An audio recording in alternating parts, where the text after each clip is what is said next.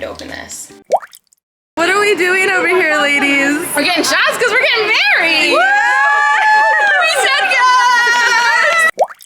Shots! I don't know why. It just feels like too fancy to open. What if I spill some? I have to like lick it off the ground. Can't waste it. I'm so nervous. Did you say woo? Fancy champagne out of plastic cups because we don't want to have glass by the hot tub. Do what you gotta do. Come on, pups. Frankie, this glass of champagne that you're seeing here is like $50 for one glass. Frank's like, wait, let me make sure you get in, okay? I'm in. Cheers. Cheers. Happy fiance champagne. Okay, that's amazing. That's pretty freaking good. Oh, it's like so smooth. But then it's like zing. Buddy. He's like, I'm a fancy drink. Hello friends, I just did a little tutorial on my morning skincare routine and this makeup look, pretty much my daily, whatever you want to call this. I was just thinking, recently had a lot of people asking like, oh my god, what do you do with your skin and your makeup? Can't believe you're 30. Wow, girl, you don't look 30. I know everyone has the best intentions with these comments. I absolutely take them as a compliment, but I just think it's so funny that we think like people shrivel up and die at 30. And I was guilty of it too. But now that I'm over 30 and have a little more wisdom, it's just so funny to me because I've actually noticed that people kind of look generally their hottest in their 30s. One, there's just the experience. You've done the crazy trends that just don't work for you that you tried to make work. I think people assume you have like the wrinkles of an 80-year-old whenever you're 30 all of a sudden. I don't know. It's a funny stigma that we think like 30 is so old and we're like, oh my god, you don't look 30. And it's like, I do look 30. This is what a 30-year-old looks like. I just thought it was silly. Okay, this is a long time coming. I've actually filmed this quite a few times over the past few months. I just want to do an updated like skincare makeup routine. I don't know why I haven't shared this yet. I think it's because when I do this, I just ramble and ramble and ramble and it feels like it's not useful, but I think that's the only way we're gonna get it done.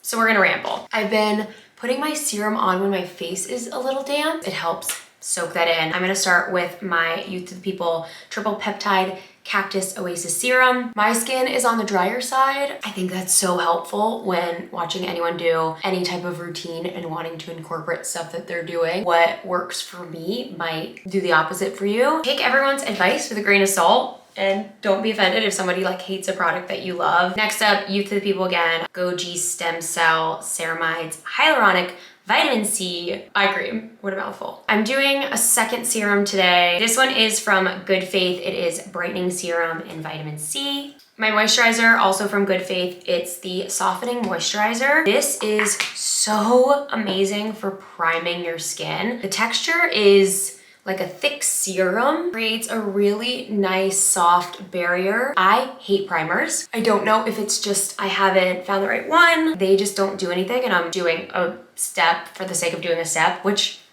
I'm not against. I feel like it's such a trend right now not to wear foundation. And if you want to jump on that trend, this is what you need. Bare Minerals Complexion Rescue Tinted Hydrating Gel, broad spectrum SPF 30. This stuff, it's all you really need. I have a lot of redness in my skin. I definitely don't have like naturally flawless looking skin. I have sensitive skin, I have red skin. There's stuff going on. I'm gonna try to like just put it on half of my face at first so you guys can really see. My right side is always my more irritated side. I don't know what it is. I think maybe I sleep on that side more. I just got silk pillowcases to hopefully help that. Did it on this side. And it's skincare, so this is also helping your skin. I love Bare Minerals for that. Almost all of the products I use from them have some form of skincare element to it. Next I go in with contour. I have the Charlotte Tilbury contour wand that like blew up on TikTok. It's really annoying and hard to get actually. So I also have the Kat Von D contour, which comes in a ton more colors than this one, I will say, and has different undertones. I do think overall the Charlotte Tilbury blends with my skin type a little bit better, but I am gonna use this one today just so I can show you because I think there needs to be more dupes for that product since it's just sold out all the time. And this is great. You can pick it up at Target. And this wand is so much better. If you guys have this one, you know that this little sponge thing is so, oh God, So messy. I just got it all over me somehow. As annoying as that applicator is, the way that it blends out is so beautiful. It's so worth it. I'm gonna take this little brush to slightly blend out my nose contour. I'm not too worried about everything being like super blended right away. We will get there. Trust the process kind of situation. Blend out the rest of my contour, stippling in, up and onto my temples, the jawline, stipple in and work down. I think another reason I didn't share any of my routines is because I'm not really that great at makeup. For some reason people think that I am. I'm not confident in my skills at all, especially watching like more and more content creators be so good at it. So I get self-conscious to like share what I do. I also feel like a fraud whenever I record these because I do like the best way possible and it just feels fake. I use the same brush for everything.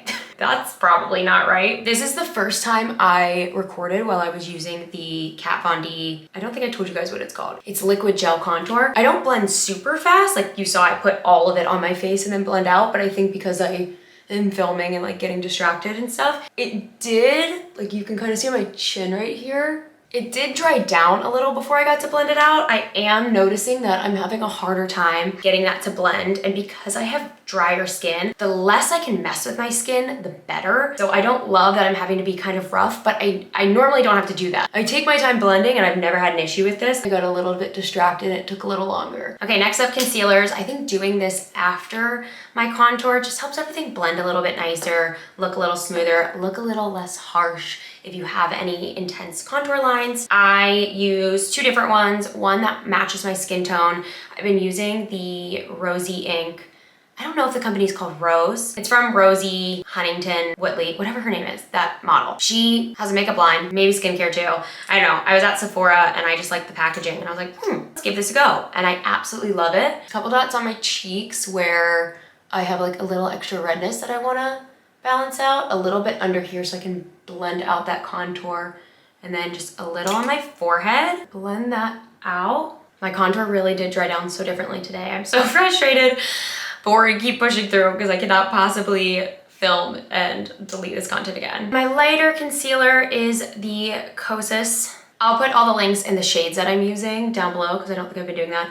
I have very dark circles, so just a little right there, and then down the bridge of my nose, really to help blend that contour today. I think all of my like holy grail products right now are from Bare Minerals. I'm just loving them. The Bare Minerals Original Mineral Veil is, I think that this is like the best product for anyone, any skin type. I don't normally even use a setting powder because I have such dry skin. Most setting powders just dry me out more, but this stuff is so nice. I just take it on a little brush and dab it where I need it. It just helps my eyes not to crease and everything blends out. This stuff is so crazy. You can actually wear it without makeup. This is kind of weird and also maybe controversial. I use my blush stick after I just powdered my face. So I just put it here and here, a little onto my nose and a little on the chin. I saw someone do that on TikTok and I was like, that's interesting. And I did it. It's actually really cute. So I go back in with my brush. I used stipple it in place and then I work my way up a little bit higher than where my contour was. Eyebrows, again, Kosas. Kosas? Is that even how you say that? I had my eyebrows microbladed, I don't know, probably 5 years ago now, 4 years ago, I'm not really sure. Yeah, 5 years ago. Didn't go back in for my yearly touch-up, so they're faded enough to like not really be helping me. They're there enough that in spots that I actually don't want it, I can't do anything about it. It gets really funky up here. I really need to get them fixed. I've been on a no eyebrow gel kick recently. I don't really know why, no particular reason. I just haven't been doing it. As not great as I am at makeup, I am worse at eyeshadow. I've been doing this, I think, forever. I don't know. I go in with two kind of neutral tones on this brush that I use every day that I also couldn't tell you the last time I cleaned, which is, I know, disgusting, especially on your eyes, and I just brush that in there. That's it. I'm tempted to do something new that I've been wanting to do, but this is all supposed to be about like what I do and know works.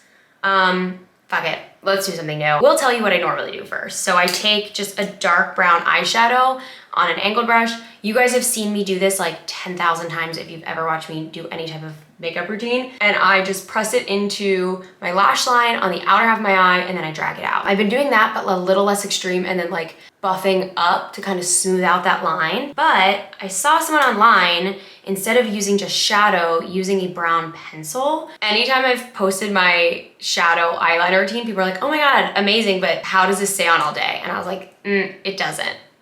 Short answer. If I use a brown eyeliner pencil, I'm guessing it will last longer than a shadow. I'm basically gonna do the same thing, smudge it into the lash line on the second half, and then I will buff it out. This pencil's insane.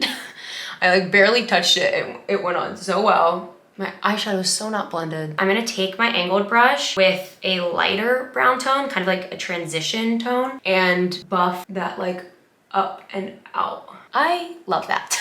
That feels so much more secure and like it's gonna last more than my eyeshadow, and it also is like super, super smooth. Sometimes when I want like a little bit of fun pop in the eyes, I use the Bare Minerals. Oh, this is the same thing I used in that eyeliner. The consistency is so, so nice, but this is in Diamond. I mean, obviously you could use this as liner in your whole eye if you wanna be funkier. I'm not very funky, so I just use this in my inner corners just as like a little highlighter. For mascara, I'm using the Bare Minerals Strength and Length Mascara, and I will try to promote this to anyone who will listen. I am obsessed with this mascara. It has serum in it, like all the other Bare Mineral products. It's like doing something for you while you're wearing it. It's working to make your lashes actually longer and better on their own. I love the formula.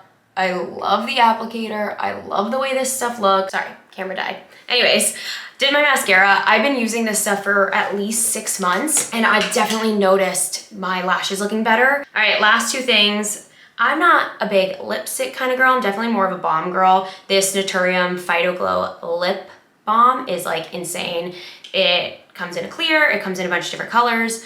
I'm using it in Petal because it was in my drawer right here. It feels like a balm. It looks like a gloss. I don't know. I'm obsessed with this stuff. And I always try to let my mascara kind of dry before I curl them. If you want the look of falsies or lash extensions, but you don't want to get them, this mascara. This is the completed makeup look. I hope that was helpful to literally anyone. I'm telling you guys, I'm not great at makeup, but this either helped or you'll stop asking. So here you go.